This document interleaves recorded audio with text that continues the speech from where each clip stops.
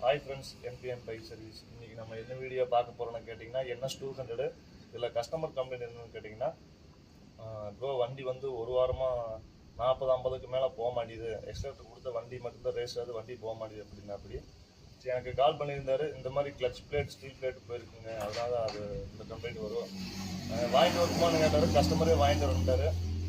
கால் பண்ணி என்னென்ன போச்சுங்கிறத சொன்னேன். கஸ்டமரே பார்த்தீங்கன்னா oil filter, engine oil, TDS original oil, அப்புறம் கிளச் பிளேட்டு, ஸ்டீல் பிளேட்டு எல்லாமே ஓயில் வாங்கிட்டு வந்துட்டாங்க. கிளச் பிளேட் ஓய் எம்ஆர்பி ரேட்டு பார்த்தீங்கன்னா 1146 வருதுங்க.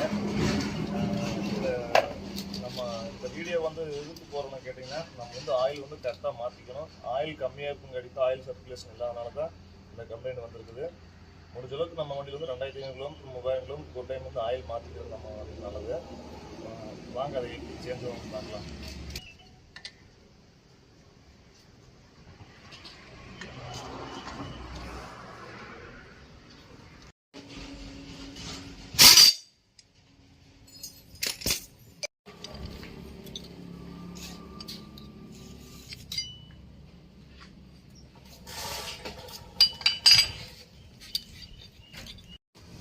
Clutch plate கழட்டியாச்சுங்க.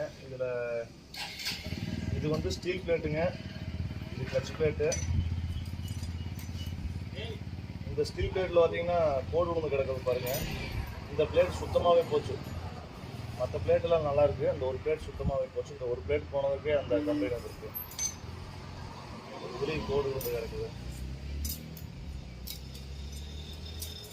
இந்த பிளேட் எல்லாமே நல்லாயிருக்கு. கிட்ட வாங்க. இல்லை, இந்த பிளேட்டு மட்டும் ரொம்ப தேஞ்சு கிடக்குது. இந்த பிளேட்டுக்கு இந்த பிளேட்டுக்கு வித்தியாசம் தெரியுது பாருங்க. Clutch plate, steel plate, clutch plate,